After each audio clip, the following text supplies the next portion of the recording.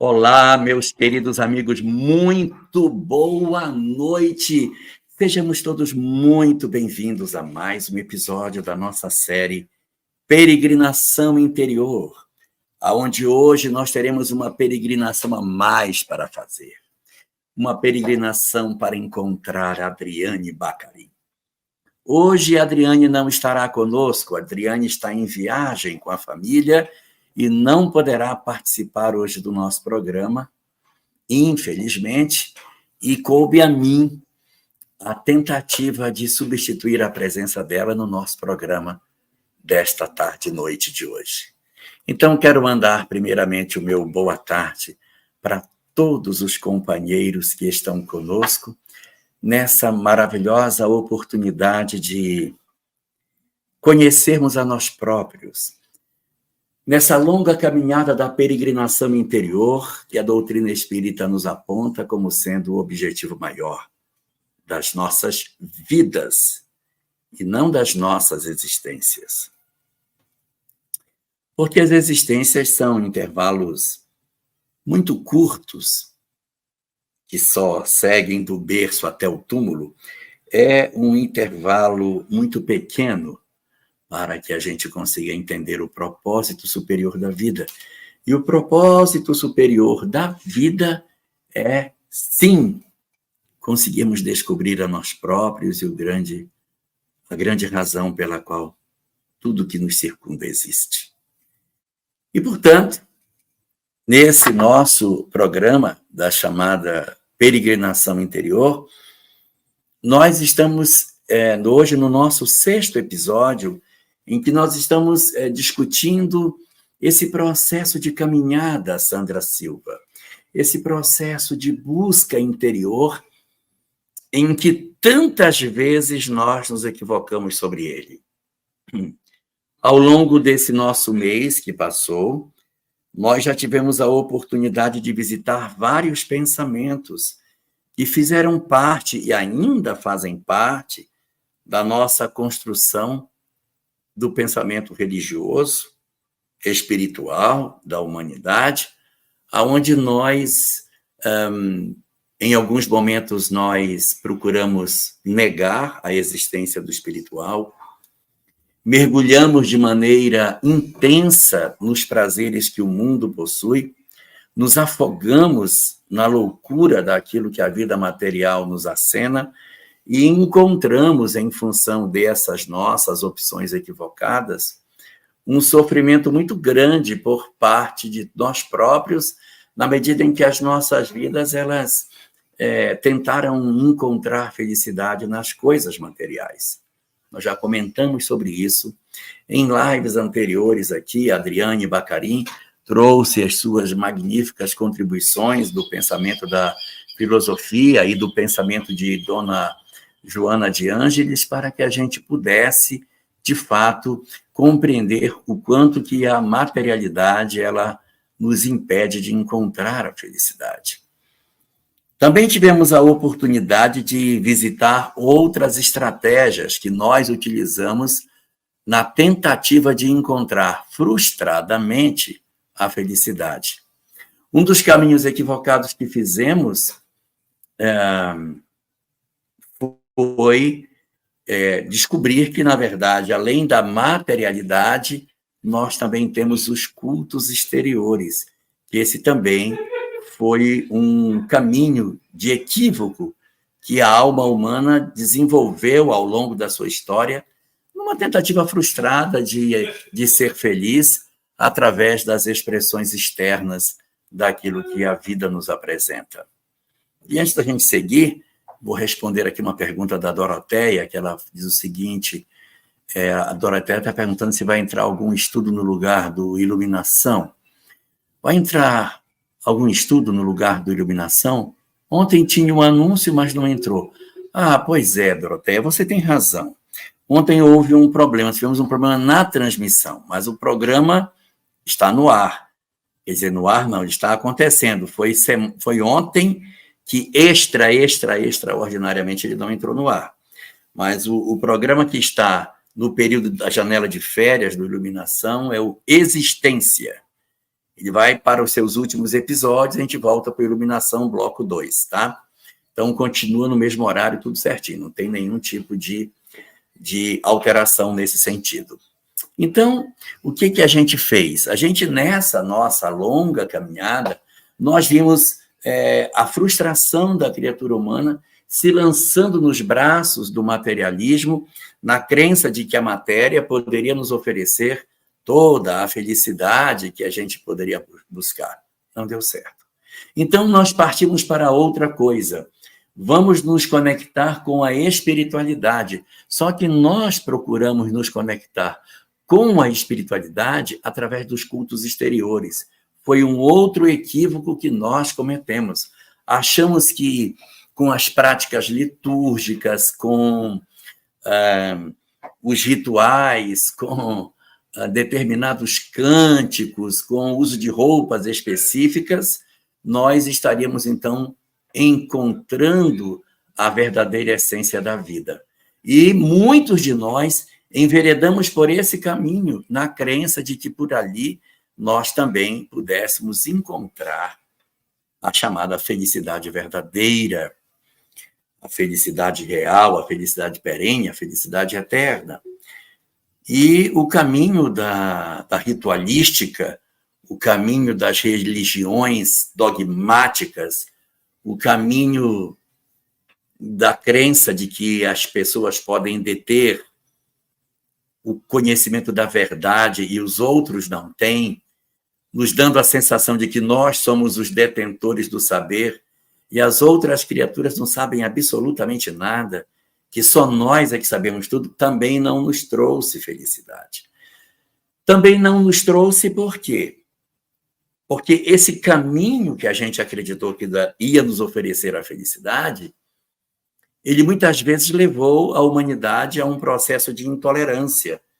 Nós temos muitas histórias, principalmente no Ocidente, em que, em nome do próprio conhecimento religioso, das próprias verdades espirituais, nós nos perdemos e criamos doutrinas de intolerância, perseguição, perversidade, em nome da fé.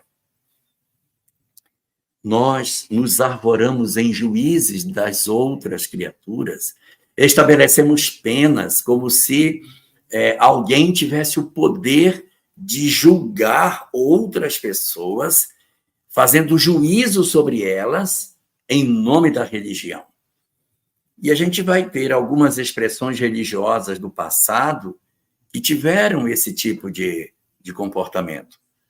Um dos grandes instrumentos demonstradores de como a religião pode se apresentar dessa forma foi o próprio judaísmo. O judaísmo, uma doutrina monoteísta surgida no Oriente Médio, essa doutrina ela é uma doutrina que tem uma singularidade pelo fato de ser uma doutrina muito antiga em relação ao nosso Estado moderno. No Estado moderno em que nós vivemos, nós temos a figura do executivo, nós temos a figura do judiciário e temos a figura do legislativo. O legislativo faz a lei, o executivo executa as leis e o judiciário julga quem descumpre a lei. Essa é a base da ideia. Mas esse pensamento, ele é de repente, são os pilares do Estado moderno. Na época antiga, Montesquieu não tinha ainda escrito o Espírito das Leis, então a gente ainda não tinha essa visão, judiciário, executivo, legislativo, tinha. Então, por exemplo, na antiga Israel, todos os três poderes estavam no Templo de Jerusalém. A lei de Moisés era a lei, então o Sinédrio, uma composição de 72 sábios, era considerada como sendo uma espécie de senado, onde os anciãos se reuniam e onde se deliberava as questões magnas da lei. Então, ali estava o legislativo, dentro do templo, na figura do Sinédrio. Ou seja, a figura da religião Graça Lazzarini Falei tanto de você, Graça, outro dia, contando uma história do carnaval. Mas vamos lá. Então, ontem mesmo, aqui no canal M Lives TV, lembrei de você. Mas vamos lá. O legislativo estava dentro do templo, personificado na figura do Sinédrio. O judiciário também estava no Sinédrio, porque o Sinédrio não somente julgava, mas também estabelecia as condenações e aplicação da lei. Então, julgava e aplicava a lei, discutia, interpretava a lei. A lei residia dentro do templo. Então, ali estava o legislativo e ali estava o judiciário. E estava o executivo também. O executivo também estava dentro do templo de Jerusalém, porque os reis ouviam os sacerdotes do templo para a tomada de decisões. Então, o que aconteceu? Nesse período, você tinha os três poderes ali entrelaçados no templo de Jerusalém. Agora, no Estado moderno, isso já não existia, não fazia mais sentido a religião cobrir-se com o manto de Estado, estabelecer, não, fulano tem que ser morto, esse tem que ser queimado numa fogueira. Não, esse aqui não, esse vai ser torturado, esse vai para o calabouço. Porque nós já tínhamos uma outra conformação no sentido da vida. Então, não cabe mais à religião o espaço de se estabelecer como juíze dos homens. Não cabe. Mas, em nome de nós procurarmos essa verdade, nós nos perdemos nesse labirinto infeliz e acabamos acreditando que sim, que era na religião dogmática que a gente encontraria a felicidade espiritual. E nessa religião dogmática, o que fizemos nós? Criamos instrumentos de perseguição, de perversidade, de torturas e de intolerâncias. Não é esse o caminho que leva o homem à felicidade. Não é. Quando nós nos arvoramos a seguir os passos do materialismo, nós não conseguimos chegar a lugar nenhum, nós somos simples andarilhos. Não existe peregrinação de andarilho. Andarilho não peregrina. Andarilho não sabe o sentido de nada. Andarilho segue ao léu, encontrando as estradas, seguindo os caminhos que ele acha que são convenientes, perdido de si mesmo, sem nenhum propósito. Um andarilho não é um peregrino. Da mesma forma, aqueles de nós que nos abraçamos com as religiões dogmáticas, que nos abraçamos com os rituais e acreditamos que é seguindo os rituais que nós iremos encontrar as verdades da vida, estamos da mesma forma equivocados, porque não será, de jeito nenhum, acreditando nas coisas que acontecem do lado de fora da criatura, que a gente vai encontrar a nossa iluminação. Mas a grande questão é, tudo bem, não é do lado de fora, é do lado de dentro. Só que quanto tempo demora, Clever? Quanto tempo demora para que a gente consiga descobrir isso? Quantas encarnações a criatura humana irá passar, Fátima Rabelo, até que a gente consiga descobrir esse caminho está errado. Esse caminho de devoção, esse caminho de obediência a uma regra diante da qual eu me curvo, não me ilumina. Quantas vezes, Margarete Cruz, quantas vezes, Marga, nós iremos encarnar e reencarnar, vestido com a capa do sacerdócio, vivendo ardentemente a fé exterior, sem conseguir fazer a mudança dentro de nós. Assim também, a criatura que se desenvolve em termos espirituais, na busca da fé dogmática,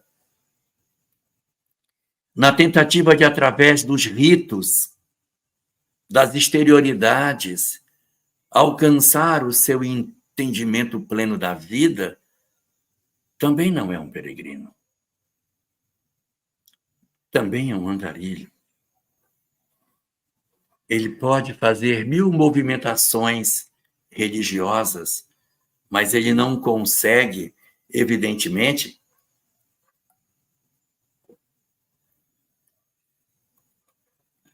realizar a mudança interior tão fundamental para as nossas vidas. E o que vai acontecer? Joana de Ângeles, no primeiro livro da série psicológica, Jesus e a Atualidade, no primeiro capítulo da série, ela vai trazer uma mensagem na qual ela nos fala sobre o despertamento da criatura para o caminho verdadeiro, Paulo. O despertamento para o caminho verdadeiro. Esse despertamento, ele não acontece de uma vez só. É como se fosse uma flor que fosse se abrindo, em que eu vou revendo os meus conceitos. Então, por exemplo, eu estou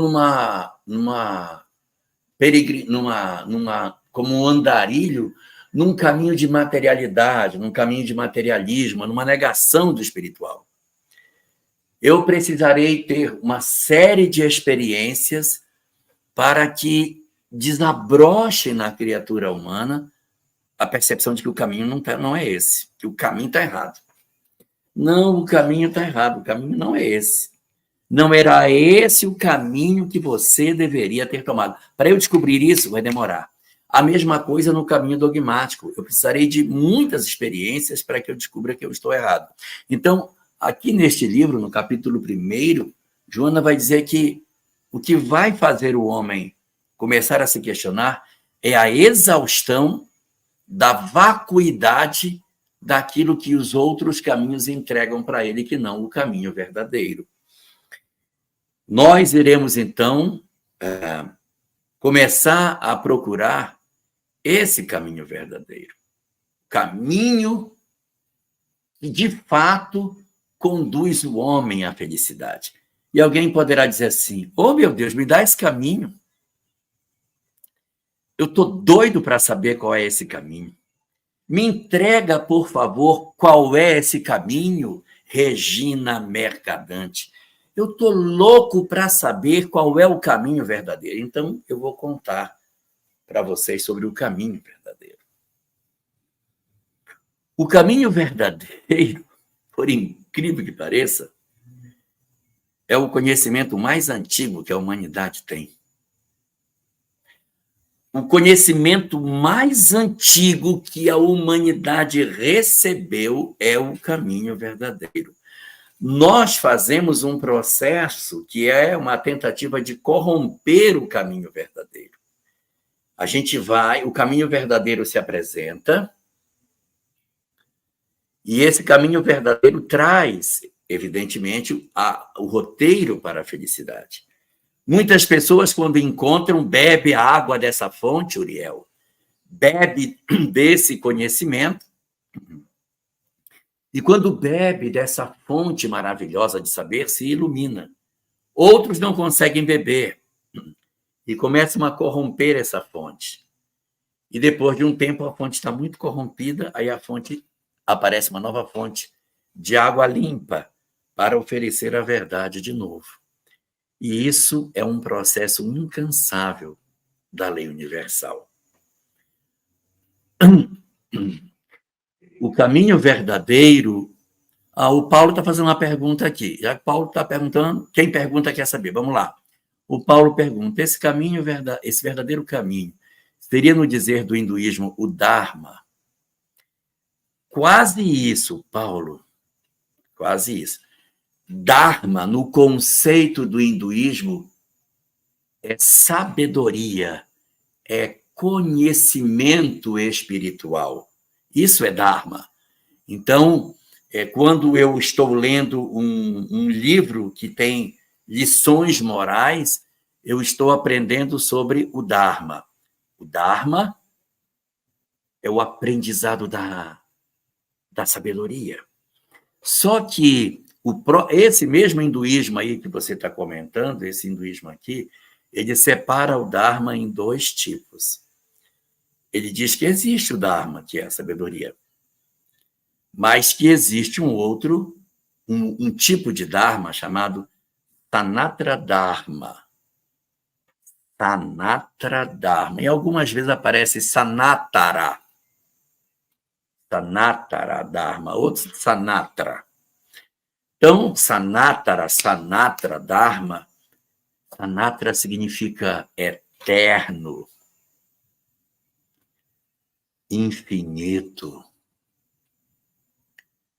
eterno, no sentido de que nunca irá mudar. Então, quando a gente está falando do caminho verdadeiro, eu não estou falando só de Dharma, estou falando de Sanatara Dharma. E o hinduísmo diz o seguinte, só para a gente poder entender melhor a questão do caminho verdadeiro. Dentro do hinduísmo, eles dizem o seguinte, vejam se vocês já viram alguém dizer isso alguma vez. Eles dizem que dentro da Bíblia, a Bíblia está cheia de Dharma, a Bíblia está cheia de ensinamentos, mas os ensinamentos da Bíblia nem todos são Sanatara Dharma. Porque existem alguns que são apenas Dharma, mas não são Sanatara Dharma. Porque o que difere é porque é um ensinamento que nunca vai passar. Então, este é Sanatara Dharma. Digamos, quando eu digo amai ao próximo como a si mesmo, que é um pensamento lá de Moisés, isso é Sanatara Dharma. Não vai passar. Amai os vossos inimigos. Também não vai passar. Mas aqui também tem outras regras, tá? Por exemplo, tem uma regra aqui no Antigo Testamento que diz que a mulher não pode usar 2 tipos de tecido na sua roupa.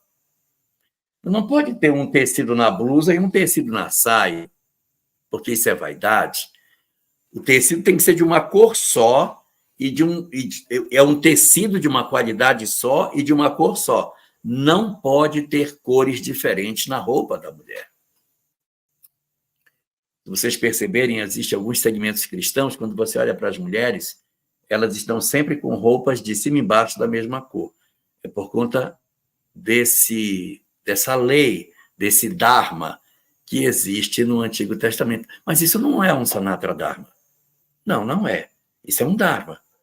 Isso foi importante numa certa época, não faço nem ideia por quê, mas era a que tinha, naquela época, dado como verdadeiro, então, muito bem. Então, é isso que tem que ser feito? Então, vamos obedecer essa lei. Então, existem muitas regras que foram colocadas na Torá, por exemplo, que estavam muito vinculadas aos aspectos do momento em que elas foram promulgadas. E aí você vai encontrar ensinamentos, você diz, mas isso aqui é porque nessa época tinha tal problema assim, justificando por que essa instrução, que esse Dharma foi oferecido. Então, o caminho verdadeiro não é o Dharma. O caminho verdadeiro é o Sanatara Dharma, o que nunca mudará. E aí, quando eu disse assim, vocês já viram alguém que já falou isso, alguma coisa parecida? Vamos encontrar. Isso existe no livro, alguém já deve ter encontrado isso, quando leu a obra O Evangelho segundo o Espiritismo, no capítulo 1. Lembra no capítulo 1, Não Vim Destruir a Lei, quando Kardec fala sobre a lei civil e a lei divina? Ele diz, olha, no Antigo Testamento existem 2 leis, a lei civil e a lei divina. A lei civil foi feita para o tempo e a lei divina ela é atemporal. Então, essa lei atemporal, que não muda, essa é a lei divina, porque isso vai encaixar com a questão 615 de O Livro dos Espíritos, quando Kardec pergunta se a lei de Deus é imutável. E aí os espíritos respondem, eterna e imutável como o próprio Deus.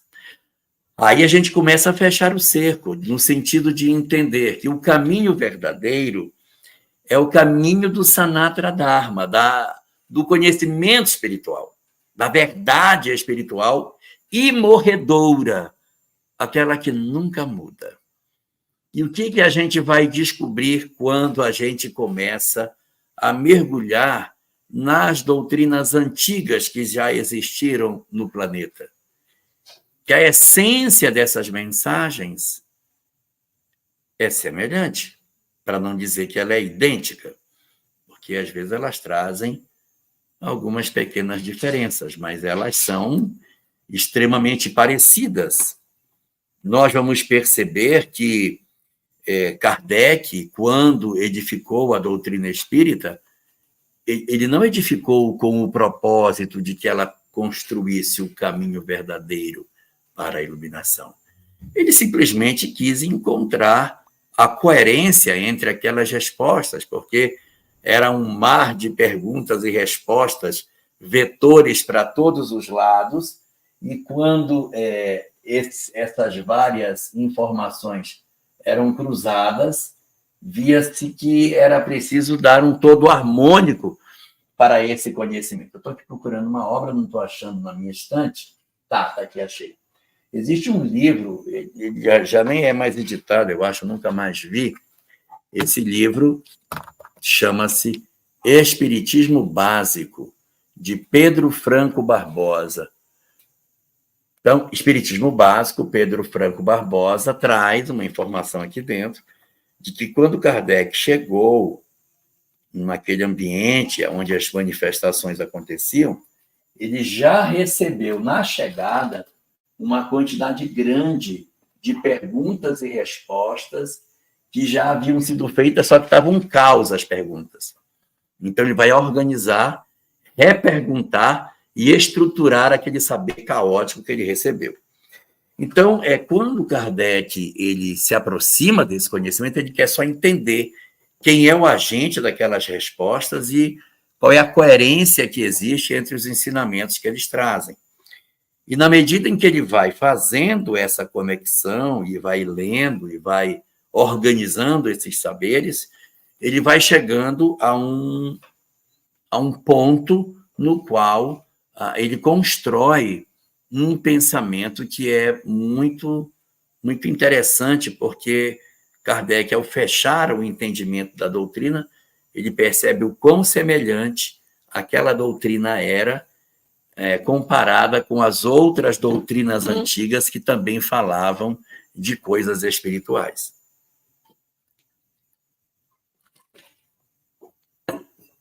Então, aqui no Livro dos Espíritos, no capítulo 5 da segunda parte, existe um item chamado 222. Então, aqui, eu vou ler só um pedaço do Livro dos Espíritos, assim. O dogma da reencarnação, dizem algumas pessoas que não é novo, que foi ressuscitado de Pitágoras. Realmente Pitágoras falava da reencarnação. Pitágoras, ponto. Jamais dissemos que a doutrina espírita fosse uma invenção moderna, ou seja, o seu conteúdo, o conteúdo da doutrina espírita. Porque, por ser uma lei da natureza, o espiritismo, em seu conteúdo, há de ter existido desde a origem dos tempos. E sempre nos esforçamos em provar que se encontra sinais deles na mais remota antiguidade.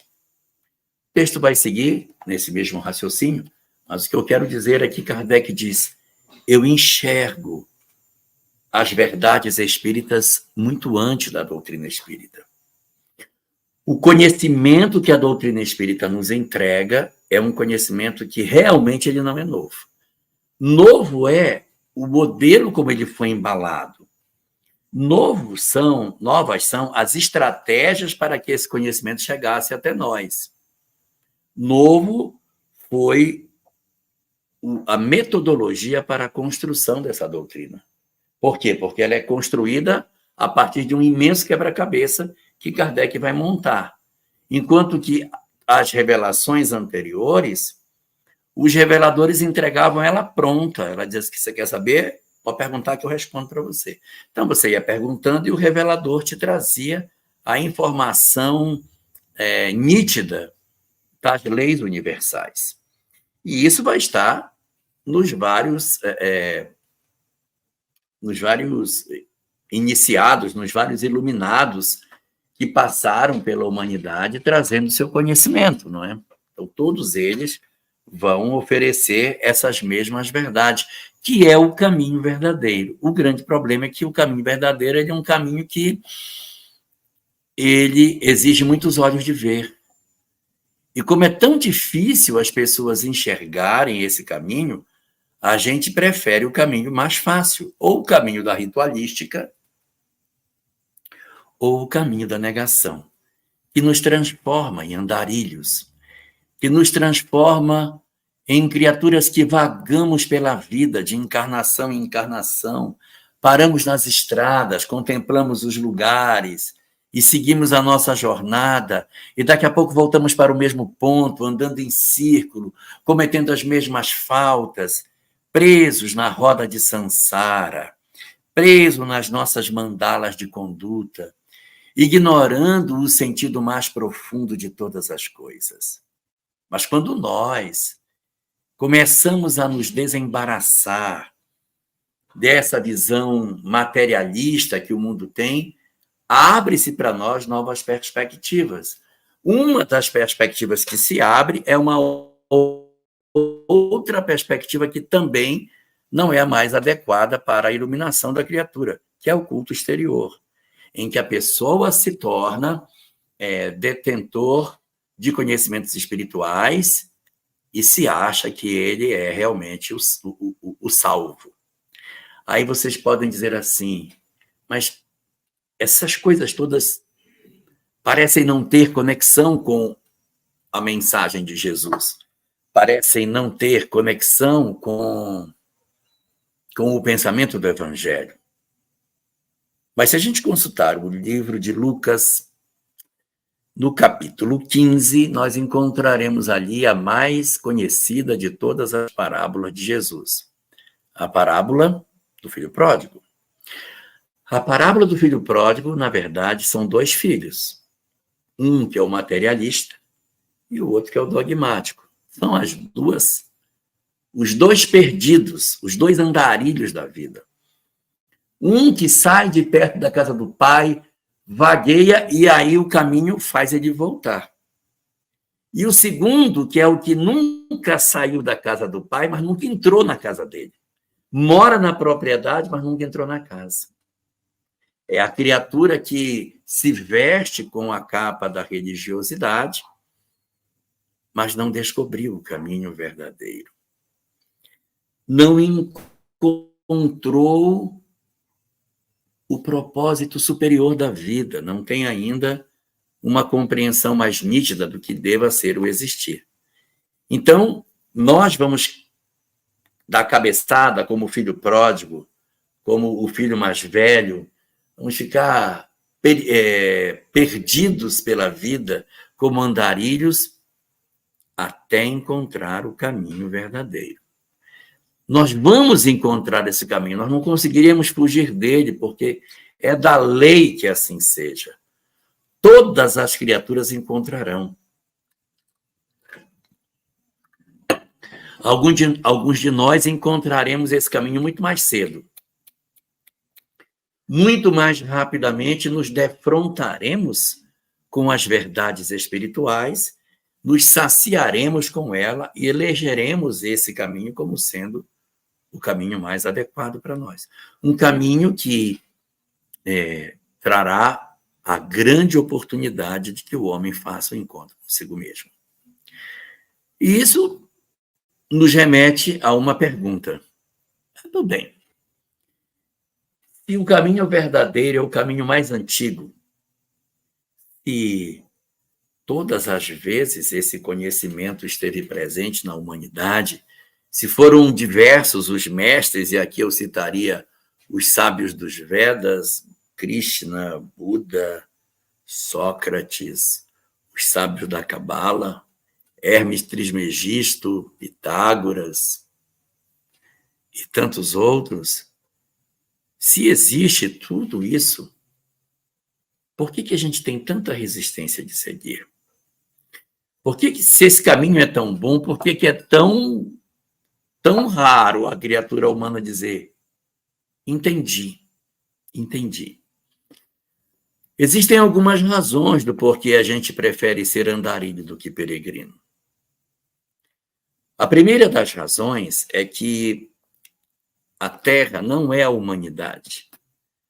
A Terra é apenas um planeta na humanidade. A Terra é um planeta. Então, a humanidade do universo não é aquilo que a Terra apresenta. Ou seja, eu tenho outras civilizações com outra compreensão da vida completamente distinta. E a Terra abriga um certo naipe de espíritos. Então, nós temos aqui uma certa casta de espíritos, perturbados por sinal. É como se, de repente, nós vivêssemos sempre dentro de um hospital, ou de um presídio, ou de um hospício, e nós disséssemos, nossa, mas todo mundo aqui é doente, ou nossa, mas todo mundo aqui é criminoso, ou nossa, todo mundo aqui é louco. É mais ou menos isso. O recorte que a Terra nos dá é de um perfil de espíritos difíceis mesmo, rebeldes, endurecidos, frios, indiferente à dor do outro, e por isso tão complicado a gente conseguir apresentar uma compreensão mais clara sobre esse propósito superior que a vida possa apresentar. A Clever coloca aqui para nós uma pergunta. Ela diz assim: os evangélicos falam que, ao desencarnar, vão ficar dormindo esperando a volta de Jesus. Como eles ficam quando chegam ao plano espiritual? Ficam dormindo? Ficam. Veja a leitura dos capítulos 22, 23 e 24 do livro Os Mensageiros, que é a visita que André Luiz e Aniceto fazem a um posto de socorro comandado por Alfredo. E leia até o capítulo 24, onde aparece a prece de Ismália, esposa de Alfredo, que o visita periodicamente.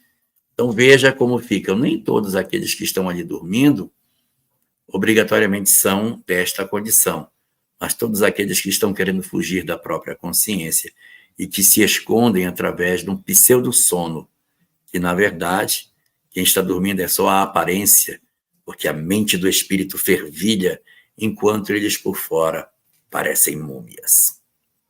Mas vamos lá, vamos seguindo. Então, nós vamos notar que esse processo de descoberta das leis espirituais, ele é um processo que ele não acontece em nós porque somos espíritos difíceis mesmo.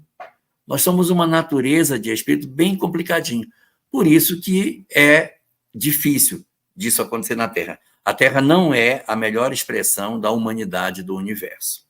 E a segunda razão é porque o caminho verdadeiro, o caminho que leva para a iluminação, que vai promover a peregrinação interior, já que a partir desta semana, na semana seguinte, a gente vai começar a se preparar para a peregrinação.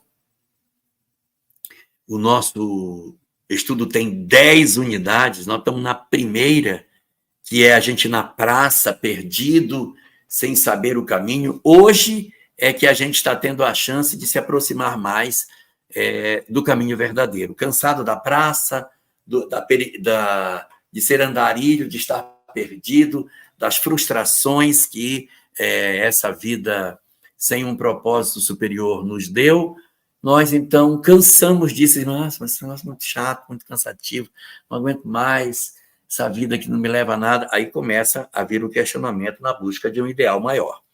Então, isso acontece porque somos assim. E a segunda razão é porque esse caminho exige muita renúncia.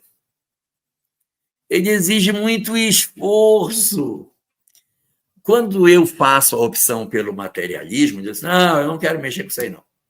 Vou preferir a vida material. Eu faço um bloqueio de tudo isso e vou me locupletar dos prazeres que a vida material me dá.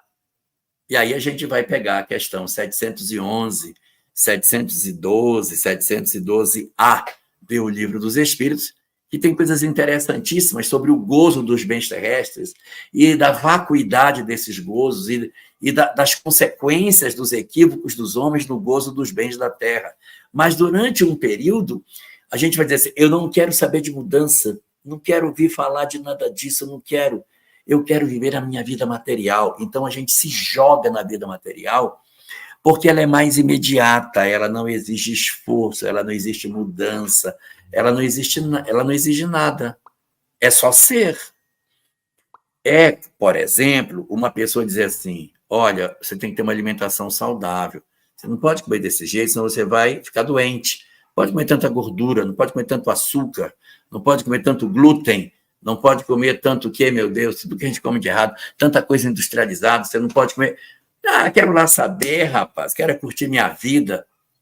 Então, todo o caminho verdadeiro ele exige uma coisa chamada disciplina, e o outro não precisa de disciplina. Não precisa de disciplina nenhuma.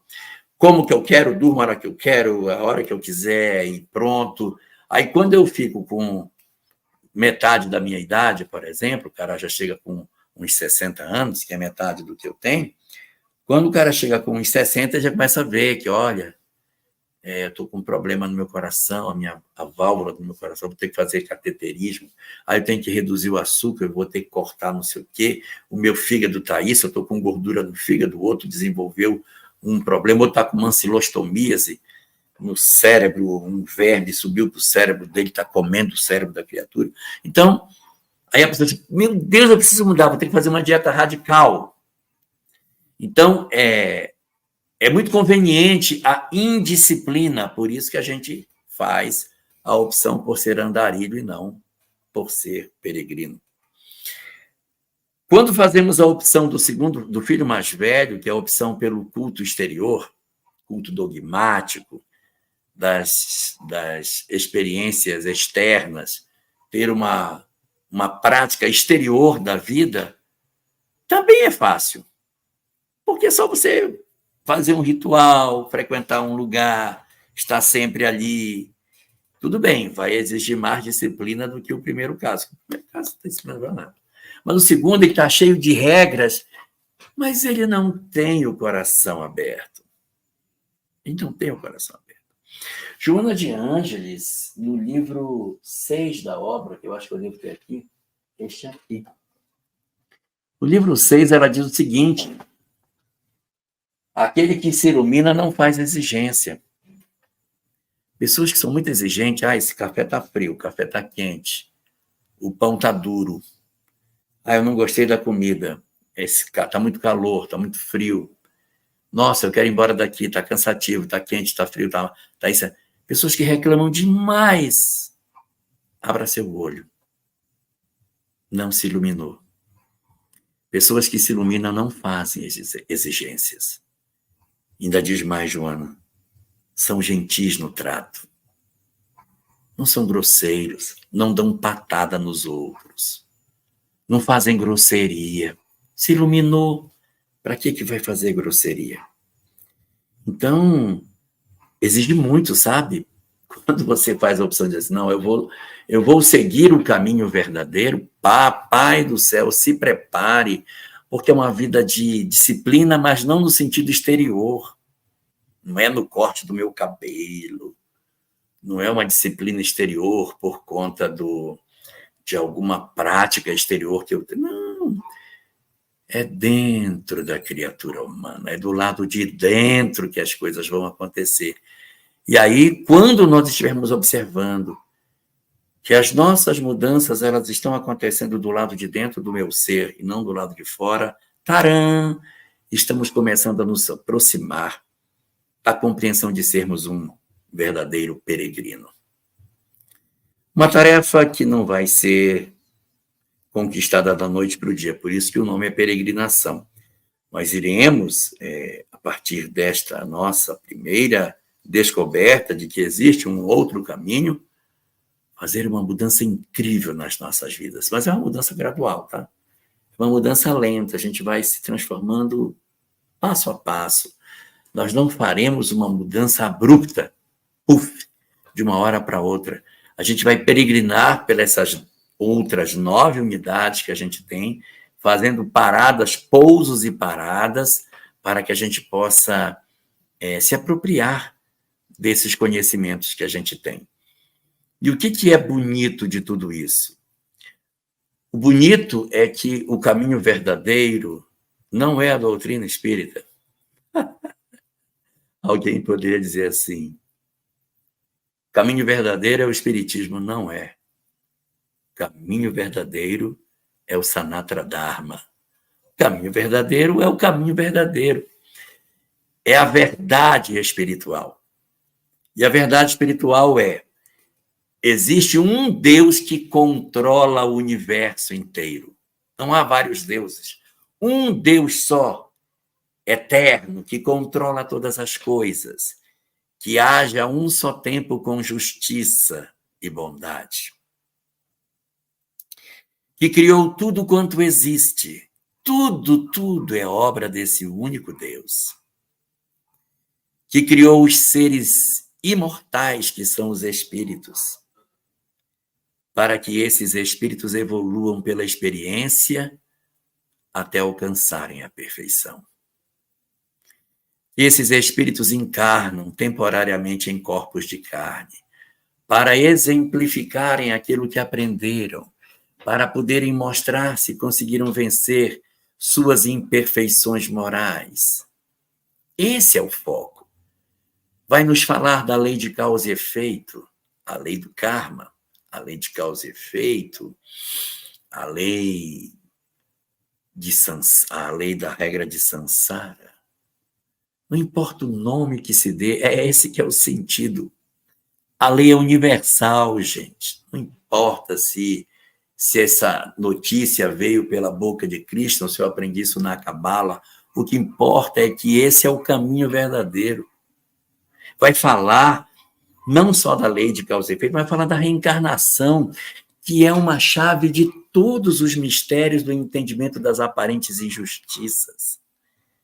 Nós vamos aprender, nesse conhecimento do caminho verdadeiro, o mecanismo das reencarnações, a forma como as criaturas humanas interagem e como elas promovem entre si esse majestoso processo de crescimento interior, com a busca incessante de uns em relação aos outros. Vai falar sobre não somente a sobrevivência dos espíritos, mas sobre a comunicabilidade deles.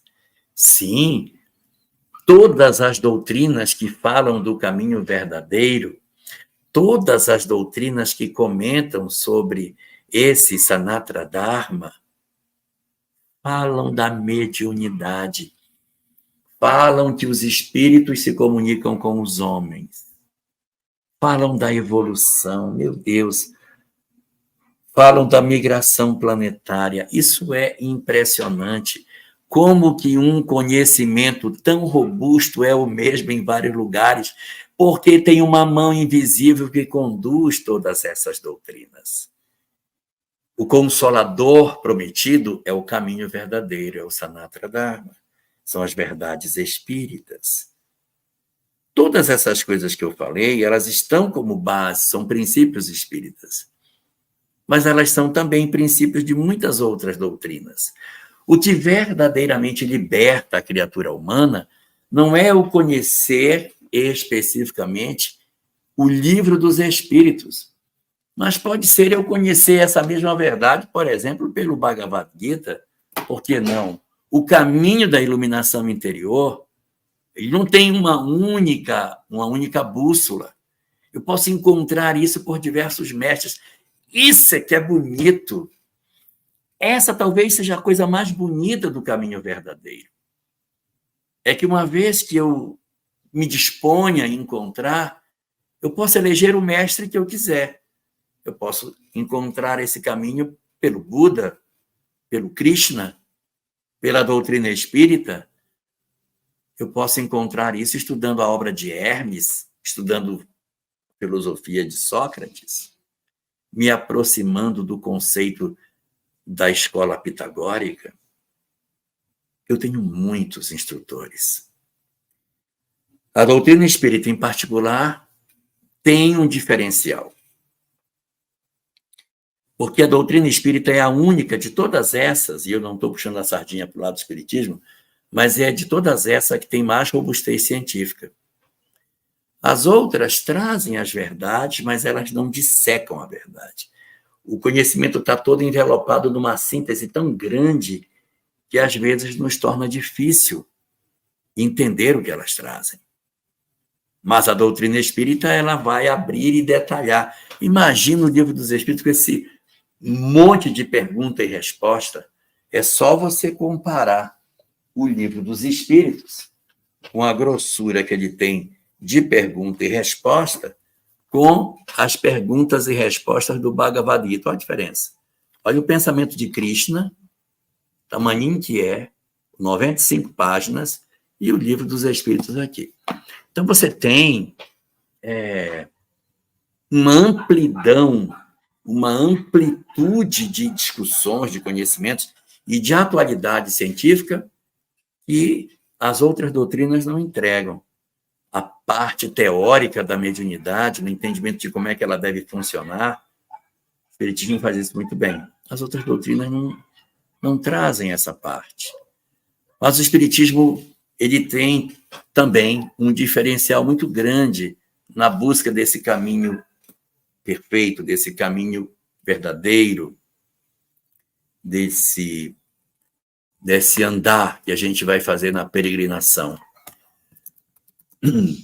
É que ele não tem rituais. Ele não tem. E quando a gente observa que ele não tem rituais, fica mais fácil da gente dizer assim, meu Deus, agora eu entendi. E agora eu entendi.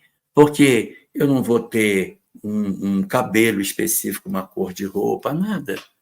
A doutrina espírita não tem sacerdotes, então ela leva uma vantagem pelo fato dela oferecer para nós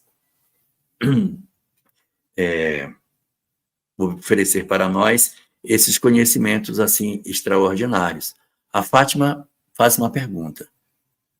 Seguindo esse raciocínio, é bem possível que em outros orbes de provas e expiações tenha também populações imigradas como tema. Não, com certeza tem. A migração planetária, ela não é um atributo da Terra, ela está na lei natural. A coisa funciona assim, Fátima. Quando você pega o capítulo 11 da Gênese, capítulo 11, item 35 e 37, esses dois itens do capítulo 11. Lá ele vai dizer o seguinte, que a migração planetária é um fenômeno comum. Só que tem dois tipos de migração, a individual e a coletiva. A individual acontece fora da transição para uma pessoa só e vai sempre para cima, e vai se quiser. Nas transições planetárias ocorre o outro tipo de migração, que é a coletiva. A coletiva vai sempre para baixo, não é facultativa, ela é compulsória, e além de tudo isso, ela é feita de maneira que o mundo que está em transição entra nessa migração coletiva. Saiu do período de transição, não tem. Então, quando acontece o período das transições planetárias, ocorre um rearrumar das casas. Quem está com o planeta em provas e expiações? Quem quer migrar? Aí as casas se arrumam. Nesse período ocorre uma arrumação entre os planetas. Os orbes fazem essas arrumações, mas isso acontece só na janela das transições.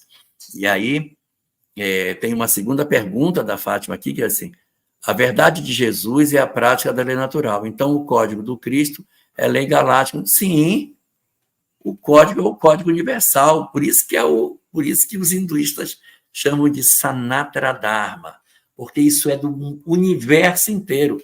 Nós fomos instruídos no conhecimento do universo. E olha como é lindo isso, pelo fato de que esse conhecimento ele veio lá atrás. E os caras vêm repetindo isso, Fátima, sabe? Essa doutrina vem sendo repetida. por bocas diferentes, mas a informação é sempre a mesma. Então, esse código que a gente recebeu aqui na Terra, esse código é um código universal, nem galáctico ele é, porque senão em outra galáxia seria outro, negativo. É o código universal. É o código universal. E eu ainda vou contar mais para vocês. Não quero escandalizar ninguém com o que eu vou dizer, mas dentro do pensamento do hinduísmo, estou falando de hinduísmo, não estou falando de espiritismo, dentro do pensamento do hinduísmo existe um conceito que eles utilizam lá, que é um conceito relacionado com a ideia de um governador planetário. Tem um nome para isso, eles chamam de Narayama. O que é o Narayama? É um espírito que tem uma evolução absurda e recebeu a missão de tomar conta do planeta. É o Narayama. O conceito de governador planetário existe na doutrina espírita. O que vocês querem mais? O que vocês querem mais? Nós não falamos do Cristo planetário, do nosso Cristo planetário? Eles também falam, o planeta possui um espírito que é o responsável pelos nossos destinos, que foi designado pelo colegiado muito maior. Eles também têm a ideia de que existe um conselho que escolheu o Narayama do nosso planeta. Gente, é tudo a mesma coisa, é tudo igual. Esse é o caminho verdadeiro. O nosso grande problema é que a gente tem dificuldade de enxergar isso e de fazer verdadeiramente a compreensão mais exata das verdades espirituais. E a gente fica se perdendo nos bequinhos e não enxerga o sentido gigantesco que as verdades espirituais, que as verdades espíritas possuem, porque elas estão conectadas. Eu diria, Fátima, para ficar mais claro o que eu quero dizer, que é como se fosse um colar de pérolas, onde esse colar tem Krishna, Buda, cada pérola, Krishna, Buda, Sócrates, é uma pedrinha do colar. E o fio do colar é a lei que atravessa todos eles. E essa lei é a vontade do Criador. Então, esse colar, nós temos essa lei nos foi entregue, nós temos esse conhecimento para todos nós. O Henrique está fazendo uma pergunta aqui. E como é que acabaram desvirtuando o espiritismo para espiritismo de mesa branca, de linha de direita, de linha de esquerda, kardecismo, fizeram tipo um espiritismo à moda da casa? Mas o que é isso? É que a gente não entendeu o espiritismo como uma mensagem transcendente. Nós não entendemos o espiritismo com a conexão que ele tem com as outras doutrinas antigas. Tem muita gente que acha que o espiritismo trouxe coisa que nunca ninguém falou. Isso não é verdade. É lógico que com o cientificismo que o espiritismo tem, ninguém nunca entregou. Com o cálculo científico, não. Nós realmente temos uma doutrina que ela é incrível nesse sentido, porque ela traz uma substância técnica muito boa, né? A doutrina espiritual, se a ciência pensa assim, a gente segue a ciência. Mas houve um período em que o espiritismo teve muito um aspecto de culto exterior, né? Fora. Então, você tem que ir para o centro espírita, você tem que participar da reunião. Então, é para fora e não é para dentro, é para fora e não é para dentro. Ainda não é caminho verdadeiro, ainda não é peregrinação, ainda o andarilho, ainda é o filho mais velho, que mora na casa do pai, Henrique, mas não entendeu o sentido superior daquilo que o espiritismo seja. Por isso tem todas essas coisas que você comentou. E a Fátima, então, volta dizendo, a disciplina é observada em todas essas verdades. A disciplina interior. Disciplina interior. Não é a disciplina exterior de dizer assim, não, você vai ter que fazer a reverência para esse lado, para aquele lado. Não. Interior. A disciplina é observada em todas essas verdades. Como Emmanuel disse, a disciplina antecede a espontaneidade. Sim, é o esforço da mudança. Essa disciplina aí é a disciplina do esforço da mudança. Então, assim, se eu não for perseverante da minha mudança, eu abandono. Então, tem que ser perseverante para que essa mudança consiga acontecer. Incrível como faz parte de um mesmo puzzle, de um mesmo quebra-cabeça. Sim, é verdade. Fátima, quando a gente entender que está tudo interligado, que as pontas que pareciam soltas, todas elas se conectam, a gente vai dizer, gente, agora eu entendi o que está acontecendo. Agora eu entendi o que é o Espiritismo. Agora eu entendi.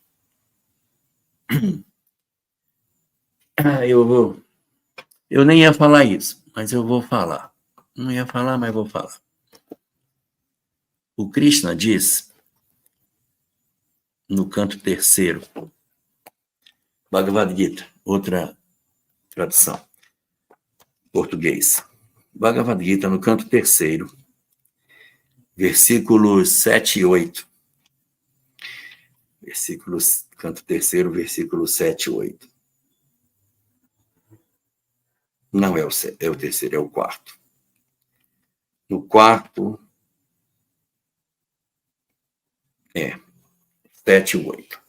No 7 e no canto 4º, versículos 7 e 8, ele diz o seguinte: toda vez que o mundo declina em virtude e justiça, sempre que imperam o vício e a injustiça, eu venho e apareço no mundo de forma visível, nascendo e vivendo como homem entre os homens. A minha influência e a minha doutrina destroem o mal, destroem a injustiça. Aí vem agora 3 coisas importantes de São Paulo para a Tríade.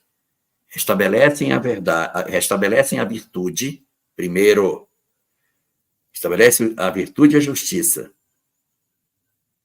Não, essa tradução aqui não está muito boa.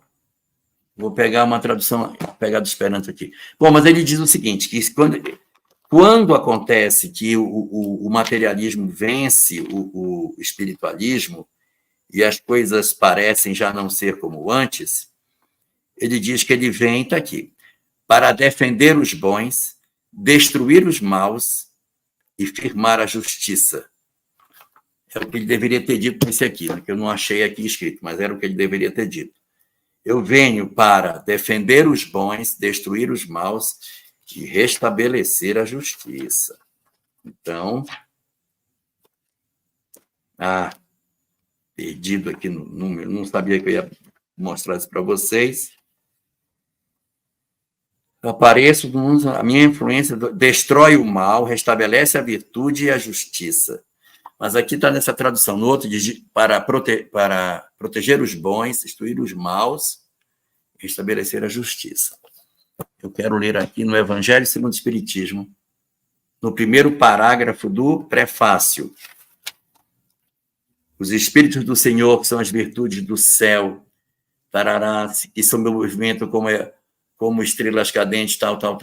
Aí o segundo parágrafo diz, eu vos digo em verdade, são chegados os tempos em que todas as coisas devem ser restabelecidas no seu sentido verdadeiro. Se tem que restabelecer porque elas estavam corrompidas. Parece com a justificativa do Cristo, né? Seu sentido verdadeiro, para dissipar as trevas, ele não diz que vem voltar para restabelecer a justiça e a verdade, para confundir os orgulhosos, derrotar os maus, glorificar os justos, proteger os bons. É a mesma coisa escrita de maneira diferente, Nice Bucher. Está tudo interligado, gente. Está tudo interligado.